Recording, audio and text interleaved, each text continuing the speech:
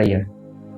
I saw in the realms of the Spirit when we were on Pampanga, that was April 2, while the event was going with Pastora Gloria in the place, in the church.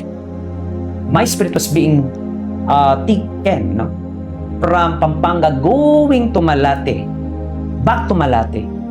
So what I saw in the realms of the Spirit, a kind of dark clouds covering that place. I know the warm, no?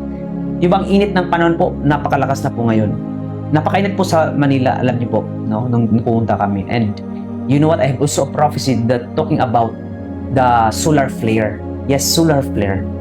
And it is now happening, solar flare. Before the signs on the sky was being taken place, I already said that there will be a signs in the sky. Signs in the skies.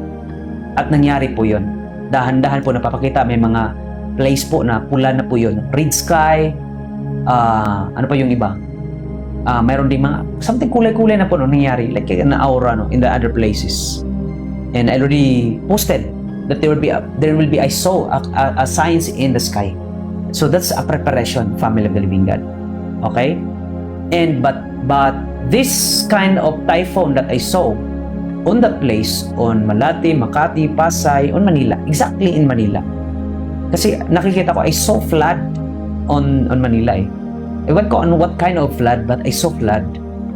I don't know what does it really exact the ano po, impact. But I don't know why God shows me. But what my point right now, we must include this to our prayer for the Philippines. Okay? Kasi it's a kind of dark clouds that covered on that place. Alam natin na marami pong mga tao dyan na sabihin natin doesn't believe about God. But does not mean that we must condemn them. No. We must include them in our prayer, whoever they are. Because that's our job. Huwag po tayong maging selfish.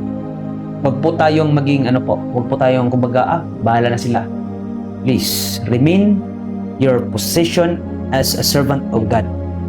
Okay? God give you authority to connect and to call the Father in heaven as Father.